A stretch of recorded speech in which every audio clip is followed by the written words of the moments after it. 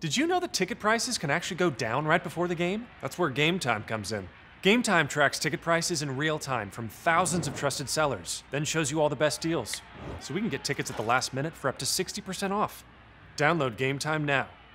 Good morning, ladies and gentlemen. Welcome into the Cam Rogers Show on this Friday morning, May 4th, 2018. I will not make that joke. May the 4th be with you, even though I just said it on air. We thank you for tuning in to the program here. I've got you covered for the next hour with the latest NFL headlines here surrounding Matt Ryan. He got paid big time, ladies and gentlemen. Jason Witten retiring, a couple of collusion cases against the NFL. There's a lot to get to on the program here today. Coming up later, my post-draft NFL Power Rankings Top 10 edition. Then I got 5 teams that just missed the cut. And then an updated list here with new Vegas odds for LeBron James. Where could he go once the free agency period begins? I'll tell you what, if Cleveland continues to play the way in which it did last night, looks like LeBron could remain in his own home state there. So there you go. And with that, let's get to the latest NFL headlines. We'll start things off with Matt Ryan getting paid big time, ladies and gentlemen. How about this? The contract, 5 years, $150 million with $100 million guaranteed. The contract runs through 2023 and will make Ryan the first player to average at least $30 million per year. Matt Ryan is 32 years old, holds the franchise record in nearly every major passing category, throwing for over 41,000 yards, 260 touchdowns total, and 126 interceptions. No quarterback in history has passed for more yards over his first 10 seasons. So with that, I mean, Aaron Rodgers is up next now. Every quarterback, once we hear of this new contract news, continually upping one another. It was Derek Carr and Stafford and Flacco and all these guys in no particular order, but it's just fat contract after fat contract after fat contract. Kirk Cousins obviously broke headlines this offseason with $84 million guaranteed. Now $100 million guaranteed for Matt Ryan, who, look, is a very solid quarterback. Whether or not he can win a Super Bowl remains to be seen. I do want to hear from you guys. Is Matt Ryan overpaid now? I mean, we're talking about a big-time contract with triple digits in guaranteed money. Yes, you could make the argument that Kirk Cousins is overpaid. Now, is Matt Ryan overpaid with the recent news in terms of his contract? I'll tell you one thing. Quarterbacks are so important in the NFL, and we all know this. And these contracts are really reflecting that. I mean, when teams out there are trotting out Tom Savage and Scott Tolzien and C.J. Beathard, although he's a younger player, obviously the cream of the crop of quarterbacks are going to get paid a lot. It's just basic supply and demand. The Atlanta Falcons want that security under center with Matt Ryan. They feel that they can win a Super Bowl with him. Meanwhile, for other teams out there that don't have that luxury, they're still searching for the answer. With the Jets, for instance, they're still searching. For the Indianapolis Colts, they could be searching if Andrew Luck doesn't pan out. Several teams out there in need of a top-line quarterback, and in this day and age in the NFL where it seems like talent is almost watered down a little bit at this position, you're seeing it reflected in all these big-time contracts. So Matt Ryan, 5 years, $150 million. All right, so that's the situation with him. Let's go to the next headline here. Jason Witten has retired, ladies and gentlemen. He'll be joining Monday Night Football as an analyst. Witten ends his career with 1,152 catches, 12,448 yards, and 68 touchdowns. And Witten is going to walk away ranking 4th all-time in receptions behind Jerry Rice, Tony Gonzalez, and Larry Fitzgerald. 11-time Pro Bowler, holding the record for most receptions by a tight end in a single season. 2012, he had 110. So Witten, of course, joined the Cowboys as a 3rd-round pick in 2003 out of Tennessee. And take a look at the tight ends here drafted in 2003. All right, we have a little list for you guys. Dallas Clark is there. That makes sense. But the rest of the names, wow. These guys were taken before Jason Witten in 2003. It's pretty crazy. There's Johnson there, second-round pick for the Oakland Raiders, 26 career receptions for him.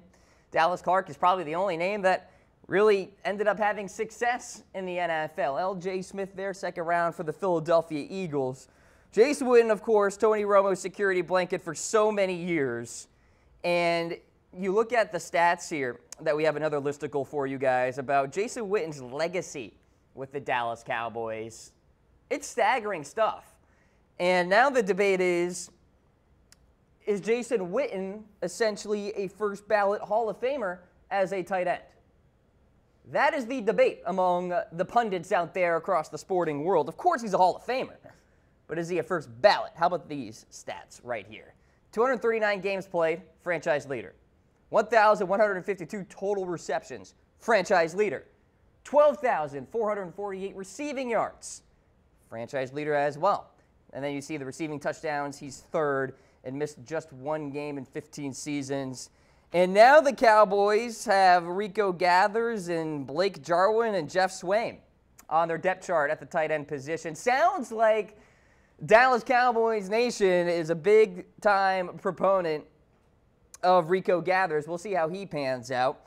But obviously, Jason Witten, one of the great all-around locker room guys, and Witten is going to fall along with Tony Romo's footsteps there in terms of going into the broadcast booth. Hit me up with the reaction poll about Jason Witten. Is he a first ballot Hall of Famer? Now, the argument could be made, did Jason Witten not really revolutionize the tight end position? I would say that is correct. He didn't necessarily revolutionize it, but he executed it really, really, really well. So maybe Jason Witten will be a first ballot Hall of Famer. Maybe not, but he's certainly going to Canton. There's no doubt about that. Give me a heart for yes, a like for no, if you think Jason Witten is a first ballot Hall of Famer. So there you go. Fantastic career for him, and it looks like Antonio Gates' career could be coming to a close very soon as well. Gates looks to play one more season in the NFL. After that, I think it could be over for him. So there you go. Jason Witten heading to the broadcast booth on Monday Night Football. Should be exciting to see how he performs there. All right, so just a thank you to Jason Witten from Cam Rogers to you. Fantastic football for so many years. All right, let's check in with the next headline here. Mike McGagan, general manager of the New York Jets, spent 2 years scouting Sam Darnold. Now, apparently Darnold was on McGagan's radar for quite some time. Now, it's interesting considering I thought Baker Mayfield was a shoo-in selection for the Jets at number 3. That obviously did not happen. I thought Big Apple Baker was going to be a thing. Obviously not the case. Sam Darnold is now in town, and McGagan said earlier this week that Darnold will have, quote, every opportunity to be the starting quarterback in Week 1 of 2018. Of course, the Jets had quite a surplus of quarterbacks on the roster, especially with Teddy Bridgewater coming to town, and there were still Bryce Petty and Christian Hackenberg. Well, we got news yesterday that the Jets released Bryce Petty, so he's gone. So now it's Darnold, it's Teddy Bridgewater, it's Josh McCown, and of course, Christian Hackenberg. Darnold is raw, but I think he's got a lot of talent, a lot of upside. He needs to improve on his turnovers a little bit. I do have a feeling this Jets offensive line won't do him many favors in terms of his success in the NFL in the short term if he does have some sort of starting role here. We'll see. This offseason will be fun to watch. OTAs, training camp, all that. The quarterback battle for the New York Jets. You got the veteran, the classic stopgap option in Josh McCown. We'll show you guys a reaction poll in terms of who you guys think will be the Week 1 starter for the Jets. You got Teddy Bridgewater, who was a great story last year coming into some regular season action for the Minnesota Vikings against the Cincinnati Bengals, albeit it was a short appearance, but he was there. So what do you guys think? Will it be McCown, Bridgewater, Sam Darnold, Christian Hackenberg?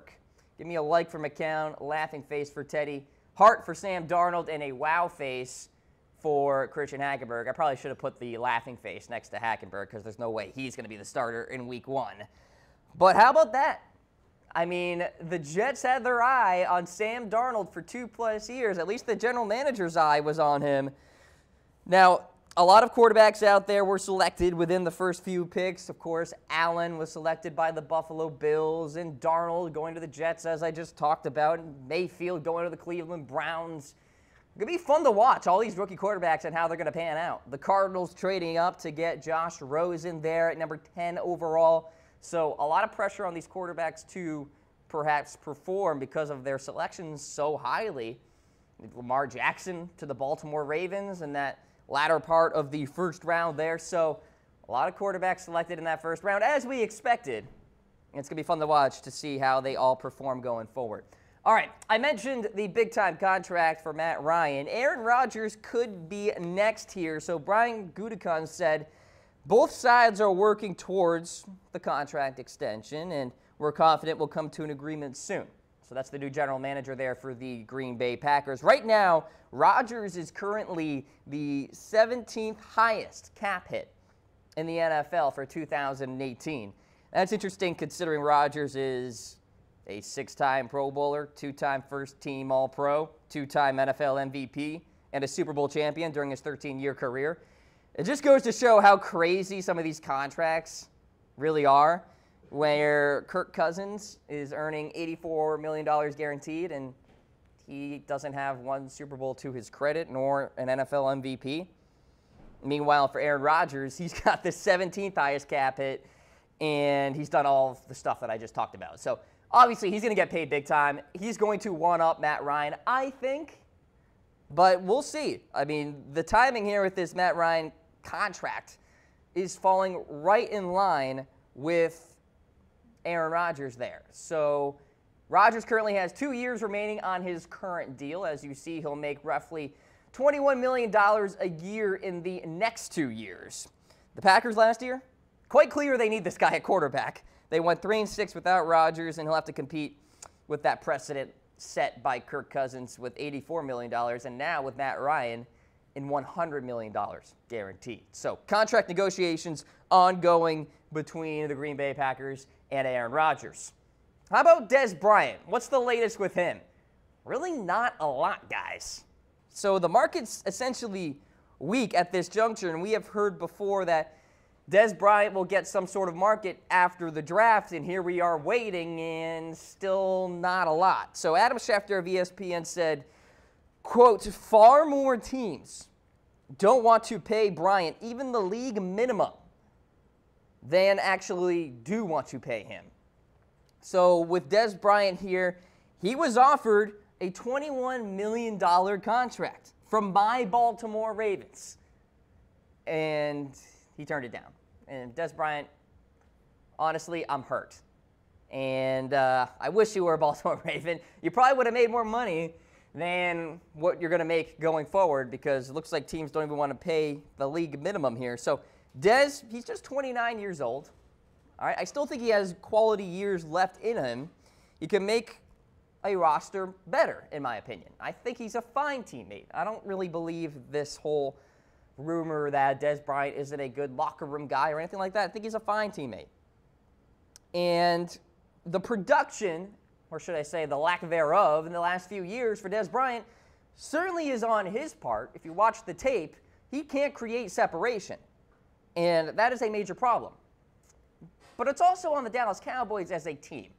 Football is the ultimate team sport. It is hard to blame lack of production on one single player.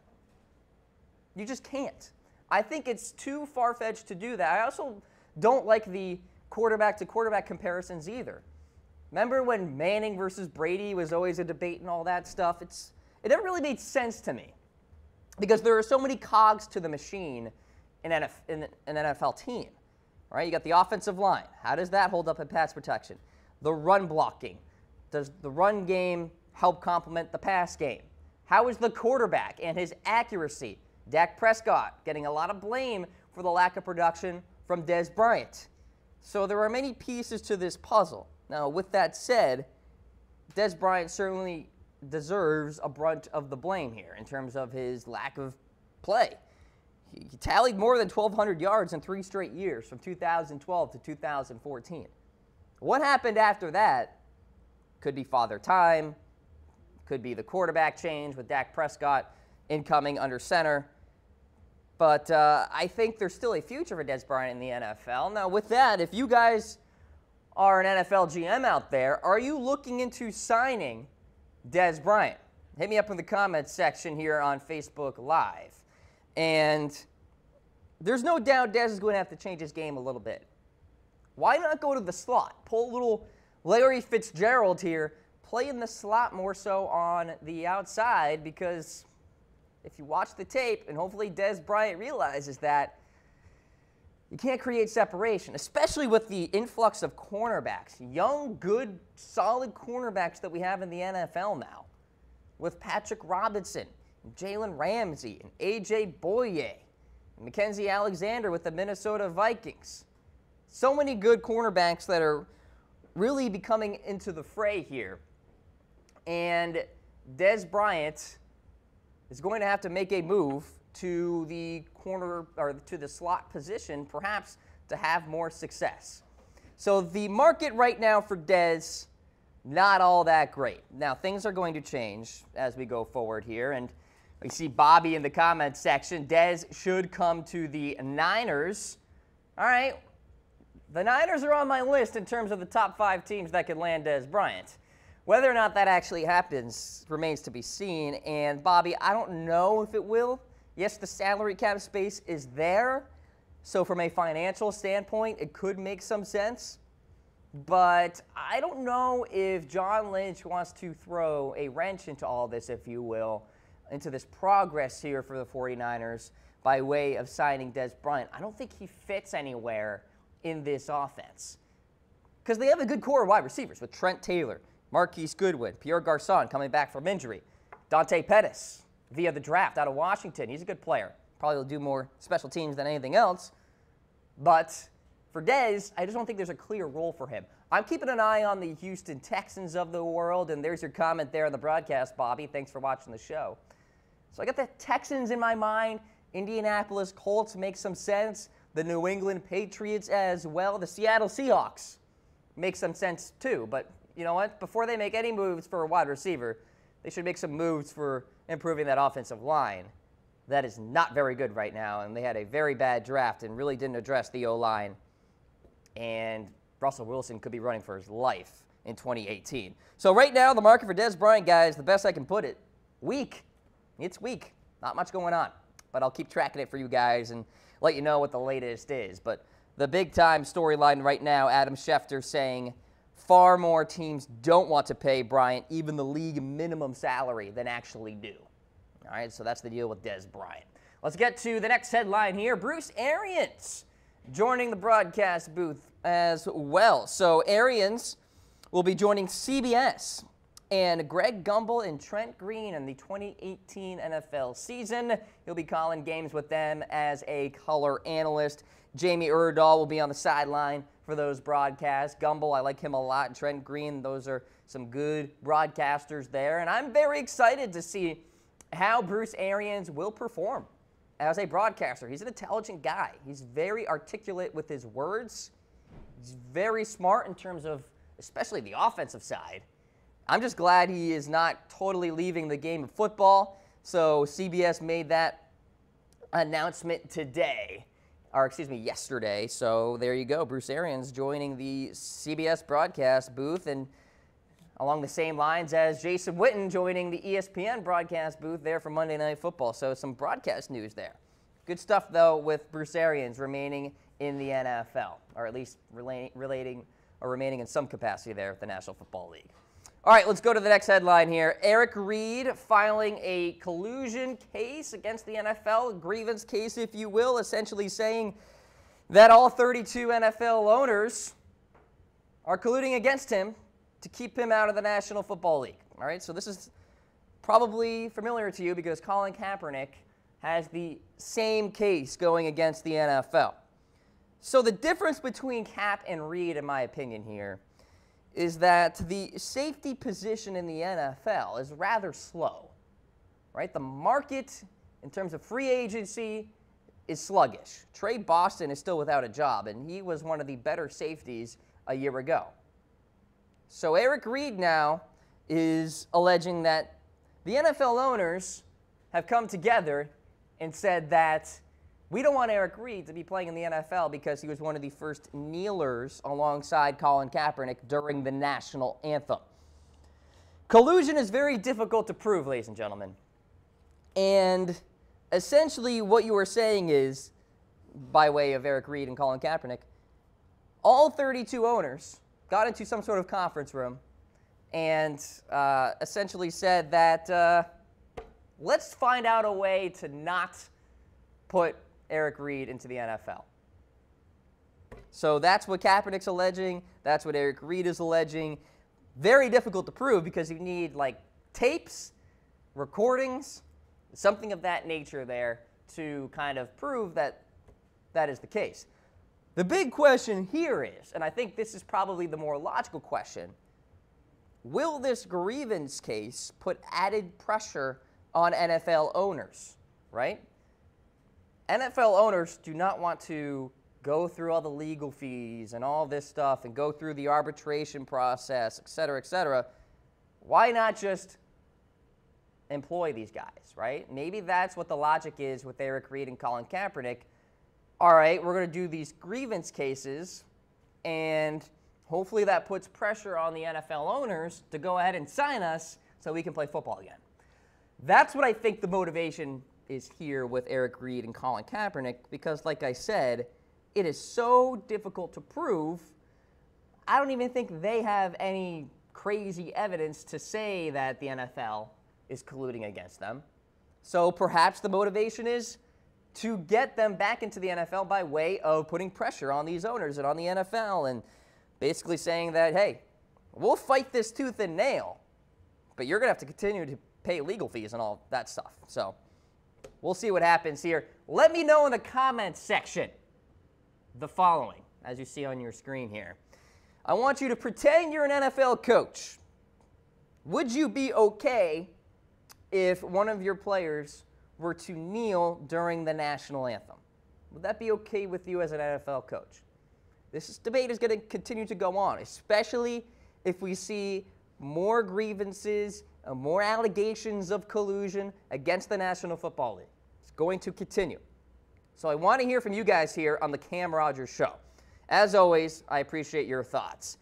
Eric Reid is a distraction. That's what Bobby said in the comments section here. And Bobby's a 49ers guy, I assume, so he knows Eric Reid, former first-round pick there. Miller Rutherford says, no, they should stand. Again, very polarizing topic here. There are people on both sides of the aisle. There are people in the middle. Here's how I look at it. There are people on one side that say, absolutely, they should stand during the national anthem. There's people on the other side that say, no, they should be able to do whatever they want. You know, freedom to do whatever. Then there's the people in the middle. And that logic is they are employed by the NFL. And as such, they should do what their boss says. So I think that argument, I think both sides can kind of fall in line with. That middle aisle argument. Where that, let's say you are employed, right? And your boss says that you can't kneel during the national anthem. What are you going to do? Kneel anyway and get fired and be without a job? It's one of those things. Now, obviously, the NFL is totally different than, you know, an accounting job or whatever the case may be. And, you know, when you're playing in the NFL, you have a special platform. When you are, you know, working for a company, perhaps you don't have national TV kind of platform where you can deliver a message. So again, it's not as black and white as I'm saying how it might be right now. It is a very ongoing situation, very fluid. And so be sure to hit me up in the comments section. I do appreciate when you guys chime in. I saw Steve's comment on the broadcast here.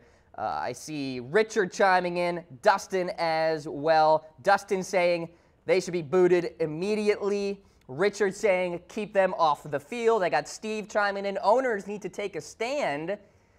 And if you do not stand, you're off my team. So, Steve, if you're a head coach, you're booting them. All right, that's interesting. So keep hitting me up in the comments section, guys.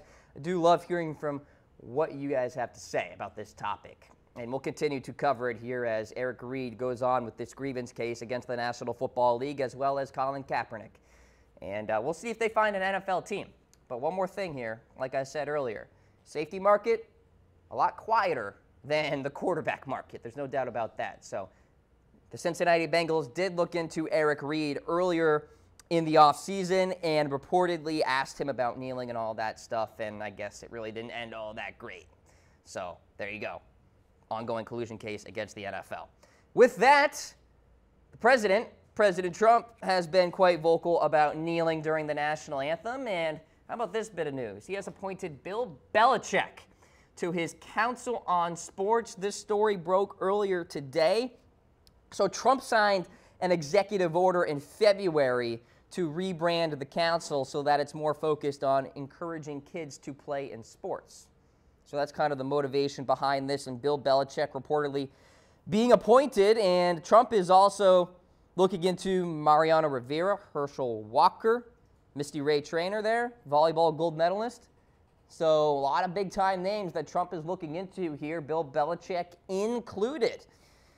So Bill, fantastic coach in the NFL. Now he's going to be involved a little bit, I guess, with the president's administration here and his mission to encourage kids to take up sports as well. And there was also a report that Trump will be inviting Colin Kaepernick to a summit on race. So it looks like Trump is listening to what I said earlier this season on the Cam Rogers Show. If you guys recall, when Trump was taking to Twitter, telling players that they should stand during the national anthem and all this stuff. Remember what I said? If you're a loyal Cam Rogers Show watcher here, I said that Trump should get both sides of the aisle into a conference room and they should discuss this situation. And it seems like Trump is taking those steps, inviting Colin Kaepernick to a summit on race. So hopefully that dialogue can continue to go on there. All right, so Trump appoints Bill Belichick to his Council on Sports. That's one headline. We'll get to more, but first, a thank you to Game Time for sponsoring the Cam Rogers Show here today. Head on to chatsports.com/tickets to get up to 60% off all those last-minute sports tickets, concert tickets, and theater tickets. Fantastic app, 5 stars for Android and iOS. Get it done today, ladies and gentlemen. All right, let's get to the next headline here. Derek Johnson visiting the Raiders, linebacker formerly of the Kansas City Chiefs. In fact, for the last decade plus, could potentially go to the bitter rival, Oakland Raiders. So that's interesting. Johnson had 71 tackles and 15 starts in 2017. Obviously has slowed down a bit since the prime of his career. He's no longer the same player. I wonder if this is a ploy by the Oakland Raiders to get Navarro Bowman to take less money so they can sign him. Oakland does have Tahir Whitehead, who's a solid player, former linebacker from Detroit. But the Raiders are thin at LB, and they could certainly utilize Navarro Bowman or Derek Johnson, a good veteran player, can teach some of the younger players on this team on that defensive side. But I do actually think it is a ploy by the Raiders to try to bring back Navarro Bowman at less money. It's actually interesting that he's still unemployed. Bowman had a pretty good year last season. He's a quality linebacker. He's still playing at a solid level. So the fact that he is still without a job is somewhat shocking. Maybe he's just demanding too much money right now. Who knows? All right, so there you go. Derek Johnson visiting the Oakland Raiders. The Eagles have signed a new wide receiver, Marcus Wheaton. It's a 1-year deal. And Wheaton signed a 2-year, $11 million contract with Chicago in his first taste of free agency last March. And there you go. Now he's headed to the Philadelphia Eagles here. And Alshon Jeffrey's there, Nelson Aguilar, Mike Wallace. The Eagles recently signed him as well. So Wheaton is probably going to be battling it out for the wide receiver number 4 slot here. And you got Matt Collins as well on this roster. He's a wild card kind of deep threat for Philadelphia. So it's an uphill climb for Wheaton, to be honest with you. Heck, he might be competing for wide receiver number 5. We're still waiting for Marcus Wheaton to really emerge here. And the Eagles have quality wide receivers on their depth chart at this juncture. So how about these names that Wheaton is going to probably compete with? Shelton Gibson, Bryce Treggs, Marquess Wilson, for that final slot on the depth chart there. So Wheaton struggled with injuries last year, had a groin and broken finger as well. So Really wasn't the greatest campaign for Wheaton with the Chicago Bears, and Chicago's passing attack really wasn't all that great in 2017, and the injuries by Wheaton was kind of part of that reason. So we'll see what he can do with the Philadelphia Eagles here. It's a one-year deal for him, and he'll be battling it out with some players on the lower part of that wide receiver depth chart there for Philadelphia. All right, let's get to the next storyline here, and Ben Roethlisberger is saying that he's going to play 3 to 5 more years. I talked about this on the previous program, and I want to drill into it a little more. This is interesting because Ben Roethlisberger has said before he might not have it anymore and that he might just retire. We know that Ben Roethlisberger likes to make headlines with some of the statements that he's made and all that stuff, and now he is saying that he plans on playing 3 to 5 more years. Whether or not he can play 3 to 5 more years at a high level remains to be seen. His body is starting to wear down a little bit, and I'm thinking maybe this season could be the end of his prime in a way. I'm thinking 2018 will probably be a bit of a drop-off campaign, and maybe eventually he retires. The window for the Pittsburgh Steelers is closing. There's no doubt about it. And I just think the story is so notable because Ben Roethlisberger has been saying so many different things for the last 2 years. Clearly in doubt about his abilities to play quarterback, but now he is confident that he can play another 5 years. And I think the timing is interesting because why? The Steelers recently drafted quarterback Mason Rudolph in the 3rd round. So yeah, keep that in mind, ladies and gentlemen. Could be Mason Rudolph time sooner rather than later with the Pittsburgh Steelers. And then finally, talking about a backup quarterback here in Paxton Lynch. John Elway not kicking him to the curb just yet. Elway has 1 year to decide if Denver wants to pick up that 5th-year option on Paxton Lynch. And I'll tell you one thing. If Lynch plays the same way in 2018 as he did in 2017, there's going to be no 5th-year option there. So this story is essentially Paxton Lynch competing with Chad Kelly for the backup slot behind Case Keenum. There's no way Paxton's going to be the starter for Denver in 2018. That is Case Keenum's position there. All right, so those are the latest NFL headlines here on the Cam Rogers Show. I am Cam Rogers. Hit me up on Twitter at Mr. Rogers99. We are presented by the Game Time app. Head on to chatsports.com/tickets to get up to 60% off all those last-minute sports tickets, concert tickets, and so much more. We thank them for sponsoring the show here today. All right, folks, we are in the post-draft era now. It's time to get to my top 10 NFL power rankings in this 2018 post-draft edition. I'll count you down from number 10 all the way to number 1. Let's go to number 10 here on my list. And I just talked about them a few moments ago. The Pittsburgh Steelers. 2017, 13-3. You know what? Don't at me, Steelers fans. I got you here at number 10. And I could be being generous right now. First, like I said, Ben Roethlisberger says he expects to play 3 to 5 more years, which I think is impossible. I don't think it's going to happen. Ben Roethlisberger will probably retire within the next 2 years, 2.5 years, maybe 3. The era is closing with Ben Roethlisberger in Pittsburgh. Kind of like how the window is shutting with Eli Manning and the New York Giants. The Pittsburgh Steelers probably have 2 more years left to get a Super Bowl with Ben Roethlisberger. All right, so Martavis Bryant is gone, by the way. He's now a member of the Oakland Raiders. I actually think this is addition by subtraction, though.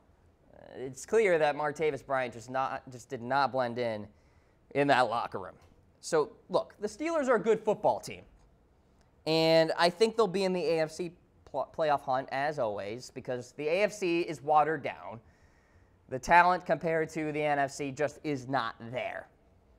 But my question about the Pittsburgh Steelers is the following. Can they take down Goliath, New England? Can they find a way to beat Jacksonville? The answer is no if you're basing off of the data from 2017.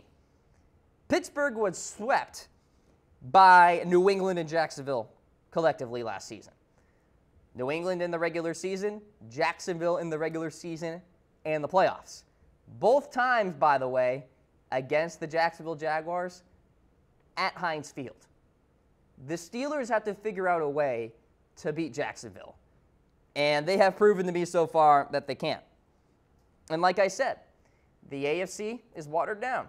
There are NFC teams that I like more than the Pittsburgh Steelers. You'll see in this top 10, I only have a handful of AFC teams. And especially when we get towards the top here, I'm definitely higher on the NFC teams.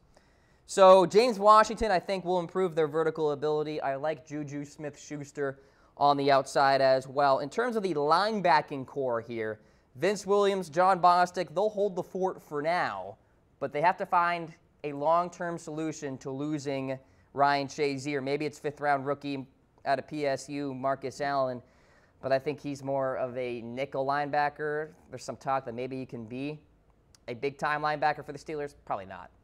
I mean, he was drafted as a safety there. So Joe Hayden had a bit of a resurgence at cornerback last year. I don't have all the faith in the world for him to perform at that level in 2018. I do like the addition of safety Morgan Burnett, 3-year deal, $14.5 million. But here's the bottom line with Pittsburgh. The window is closing, and I don't know if they can beat New England or Jacksonville. So the window will be shut by the time the Steelers actually try to figure things out here by beating Tom Brady or the Jaguars in that defense with Malik Jackson and Marcel Darius, Jalen Ramsey, etc. So Pittsburgh's at number 10. Steelers fans, come at me. Mr. Rogers99 on Twitter. Let's go to number 9 on my list. We've got the Green Bay Packers. They weren't in my top 10 prior to the draft, but here they are. And on the surface, I'll say this about the draft. I was not a fan of going cornerback, back-to-back, first round, and then the following. Jair Alexander and Josh Jackson, the more I look into them, I think they're incredible players. I just thought, yeah, I mean, cornerback was a need, but you could have also went edge rusher as well with Green Bay. But the more I zone in on this, you know what? I'm fine with it. I'm all right with it. I'm confident Mike Pettin, as a defensive coordinator, knows what he's doing here for Green Bay. Pettin loves his influx of cornerbacks because what he does is he likes to have them roam in the coverages that he creates. And I think Green Bay will have some confusing, very sneaky coverages in 2018. Packers also signed tight end Jimmy Graham to kind of revamp that offense at the tight end position. Green Bay has struggled there for many, many years. The Jermichael Finleys and the Jared Cooks and the Michael Bennett's of the world, the Martellus Bennett, I should say, didn't really pan out at tight end. So, yeah, maybe Jimmy Graham can kind of help things there. I do really like their front seven for the Packers. Clay Matthews, still playing at a very high level. Mike Daniels at end. You got Kenny Clark at nose guard. Good player. Now Mo Wilkerson's in town. Blake Martinez, Jake Ryan, a couple of good young linebackers as well. The secondary is the concern. Kevin King struggled in his rookie campaign. But I think Mike Pettin is going to do a good job there in the back end, and the Packers will be better. And oh, by the way, there's Aaron Rodgers coming back from injury, probably fresh off of a big fat contract heading into 2018. Outside of Devontae Adams, though, I do have my concerns at wide receiver. Randall Cobb is just okay. We'll see what rookie Jamon Moore can do there out of Missouri. And also in terms of the offensive line, Lane Taylor and Justin McRae have to be a lot better. All right, so keep an eye out on that offensive line for Green Bay, particularly in pass protection. All right, so the Packers are there at number 9 in my power rankings. Let's go to number 8 on my list. I am really high on this team. And maybe it's the post-draft high, if you will. They had a fantastic draft. The Tennessee Titans check in at number 8. New head coach Mike Vrabel off to a great start. Rashawn Evans comes to town. That's a fantastic selection. Harold Landry, great value there at edge rusher. Vrabel is going to have a field day with this front seven. We're talking about Jarrell Casey and Derek Morgan and Brian Arakpo, Wesley Woodyard, Daquan Jones. These are some good players. This defense is going to be low-key solid. And I know Jacksonville Jaguars steal the headlines in terms of defense in that division, but Tennessee is pretty darn good too. Now, the big concern was the secondary going into this offseason, but Malcolm Butler comes to town. He'll help solidify things in that back end. Dory Jackson is a good cornerback, had a good year in his rookie campaign. And then the Titans have one of the more balanced offensive lines in the NFL. Jack Conklin, Taylor Lewan, making top 5 tackle duo in my opinion. You got Josh Klein and Ben Jones and Quentin Spain make a solid interior as well. And oh, by the way, new offensive coordinator, Matt LaFleur, who's a good offensive mind, coming over from LA, the Rams to be more specific, where he produced the Offensive Player of the Year in Todd Gurley and the #1 scoring offense, or at least helped in that process with the LA Rams there. So Marcus Mariota needs to improve a little bit, but all the pieces are in place for him to be successful. Offensive line, run game, wide receivers. We'll see what Corey Davis can do coming off his rookie campaign. But I'll tell you what, this team has the makings of a sleeper Super Bowl 53 candidate. I'm telling you that much. Tennessee Titans check in at number 8. Let's go to number 7, the Atlanta Falcons. Another team that had a great draft.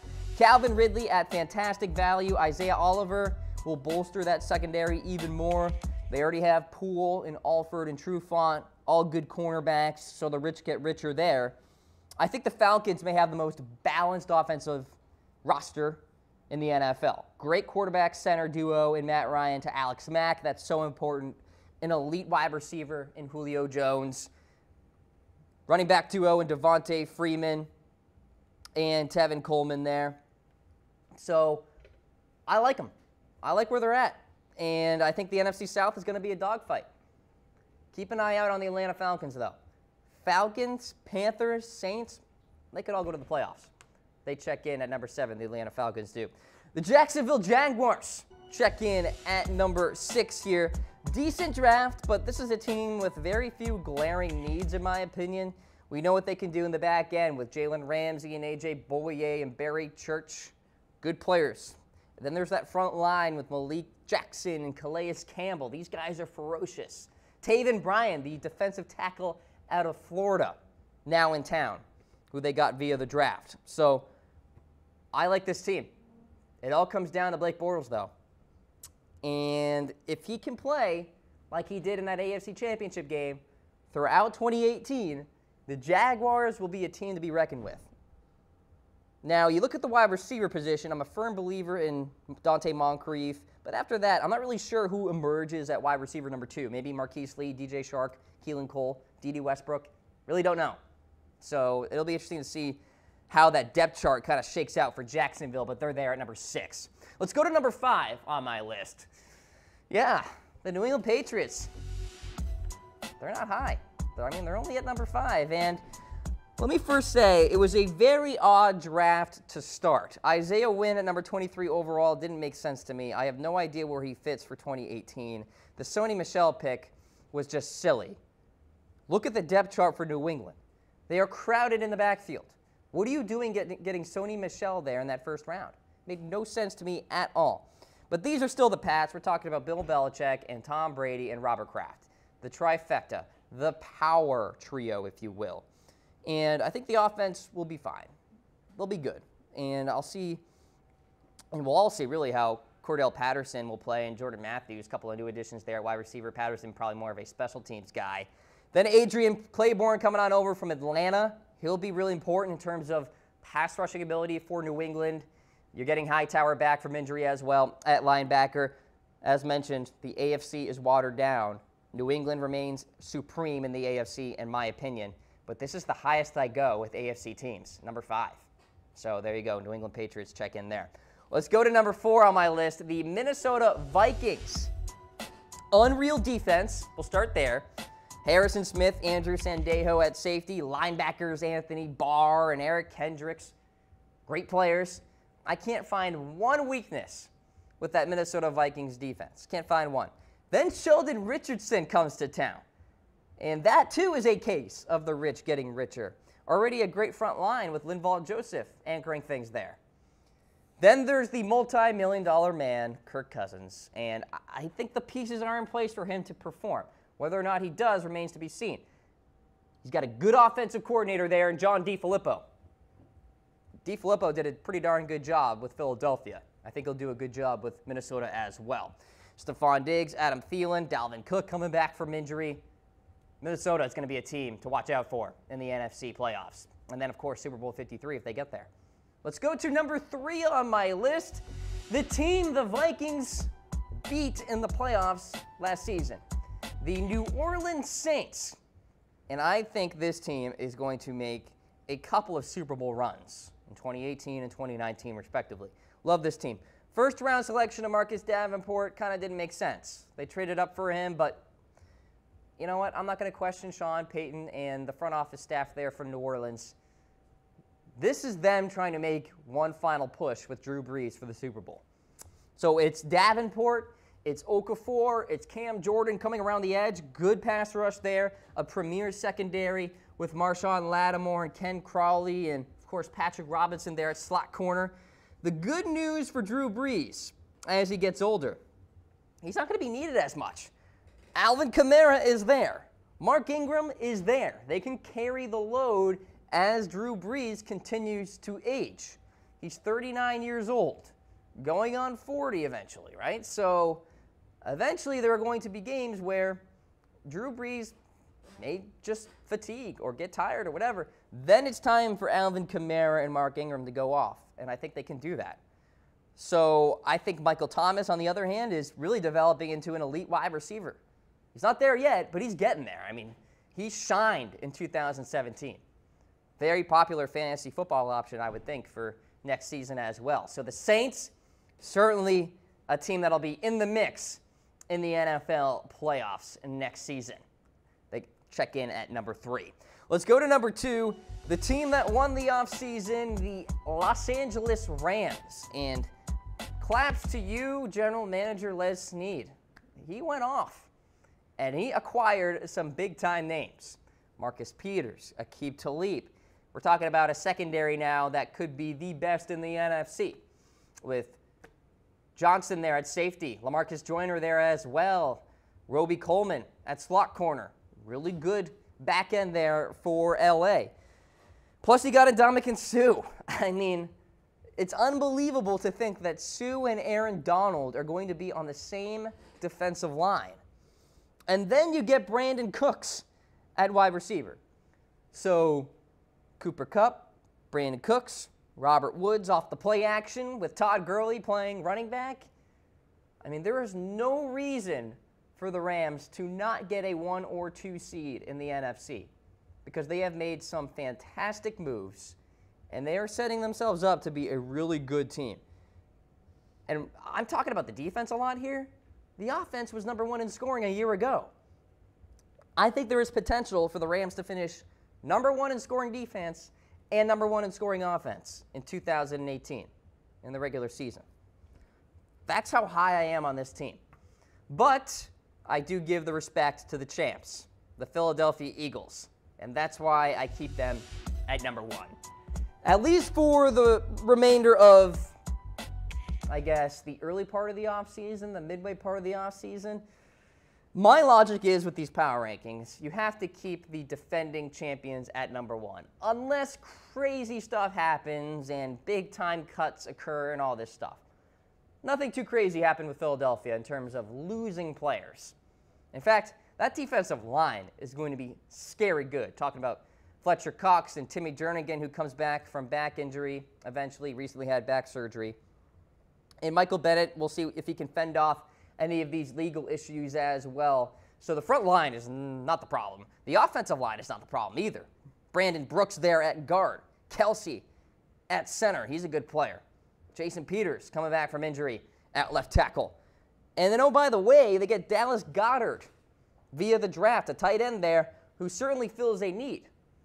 So things are still just fine for the Philadelphia Eagles here, the defending champions. Of course, the big question is, how does Carson Wentz come back from that ACL injury? That is the major question mark, because ACLs can change you. Now, it could be just kind of a Tom Brady situation. It took some time for Tom Brady to get back to his MVP-type form, but he got there after his ACL injury way back when, like 10 years ago. So we'll see what happens with Carson Wentz. It sounds like he's okay with not even playing in the preseason. If you go back and listen to some of his recent statements, he feels like he doesn't need that kind of repetition there to get ready for the NFL season.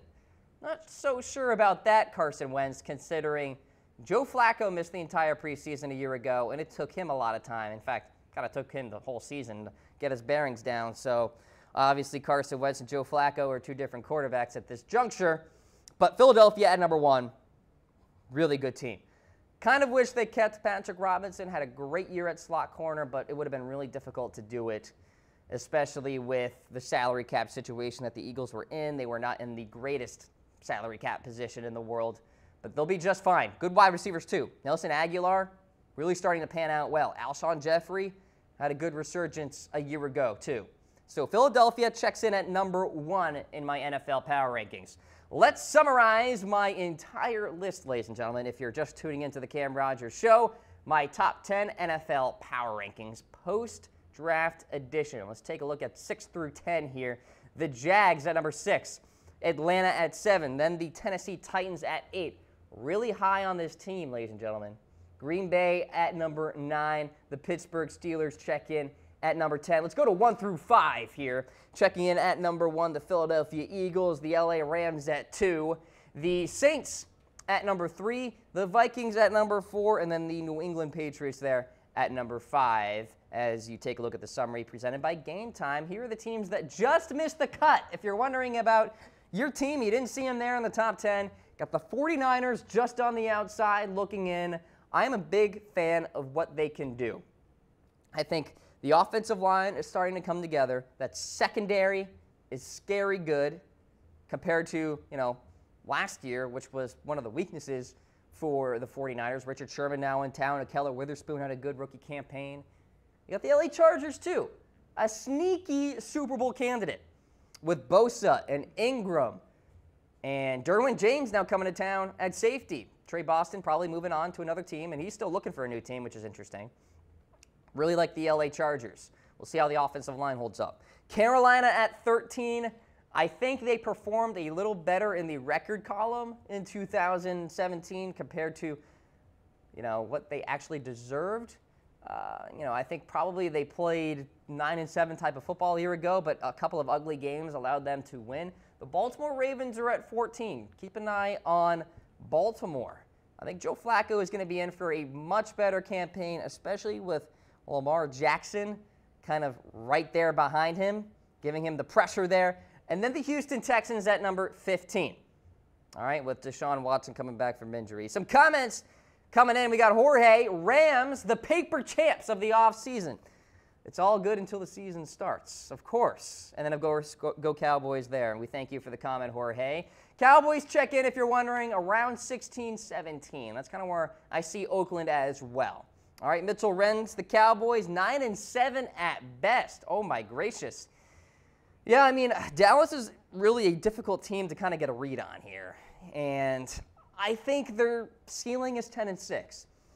The floor, 6-10.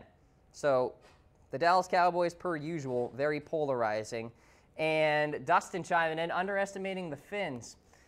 Look, Dustin, I really don't know what the Miami Dolphins are trying to do here.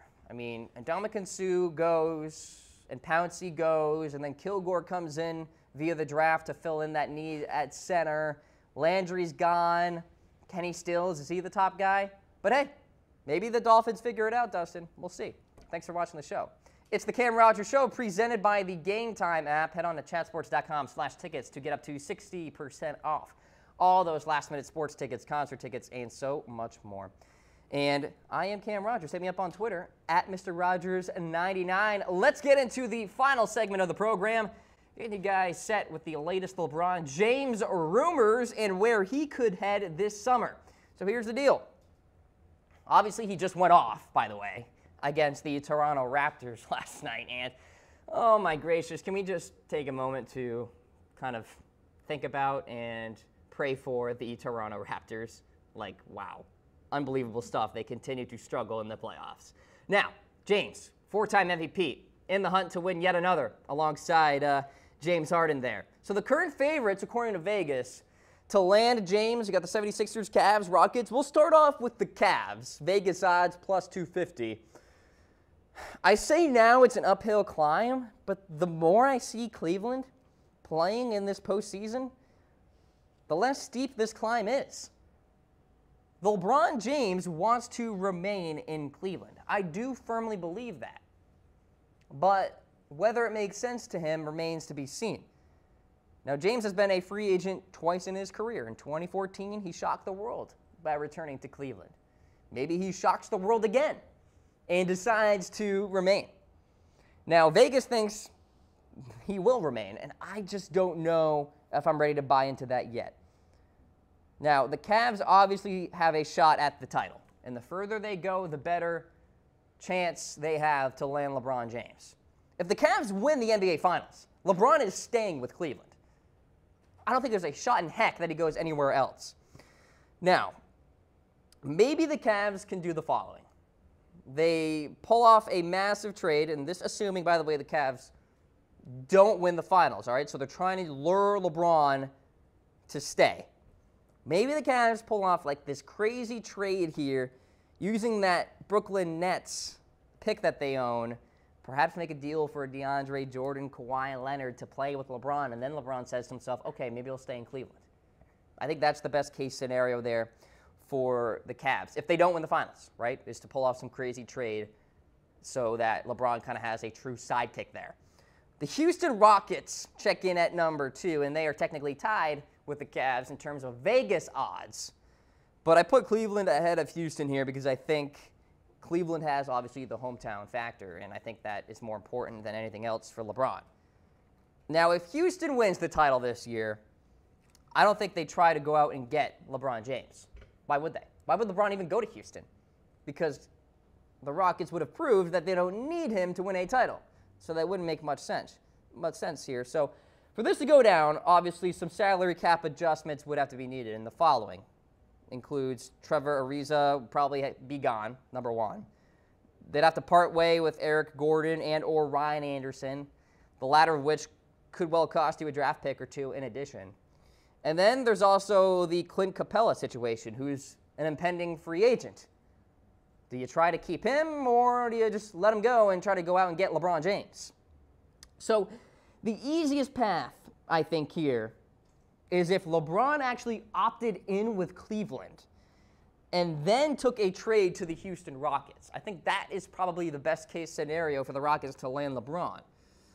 So if the Rockets fall short of a title here, I think James will very much be in discussion to land and go to the Houston Rockets. I firmly believe that. Now, I think Houston has a very real chance to win the title, so that's something to monitor there. We'll, of course, update you guys with my rankings as the playoffs go forward, because if the Cavs and Rockets continue to win, right, and they continue to advance, then, you know, things are going to change and scenarios are going to change as well. So there you go. The Houston Rockets check in there at number 2. Let me know in comments where you think LeBron James will be playing in 2018, or at least, I guess, at the beginning of next season, to put it better. All right, so let's go to the LA Lakers. They check in at number 3. LeBron's got the houses over in LA, some business interest as well. You got Ingram, Lonzo, good young core there. Does LeBron want a project, in a sense, out west? And that's why I think this is somewhat unlikely. You got the Vegas odds there at 400. It all comes down to LeBron's motivation, really. And does he want to go through the process of developing Lonzo and Ingram and growing together, right? So something to keep in mind in terms of the Los Angeles Lakers. Dustin saying the Houston Rockets. Thanks, Dustin, for chiming in. We got one more team to get to real quick here. The Philadelphia 76ers. And there it is. There's the comment. They check in at number 4 here on my list. Vegas odds of plus 500. Great option if LeBron doesn't want to go to the Western Conference, right? If you want to stay in the East, go to the 76ers. Embiid and Simmons. That's a good core. But Charles Barkley also said there's a 0% chance of that happening. So stay tuned on the 76ers. And there you go. The latest on LeBron James and the top teams for him.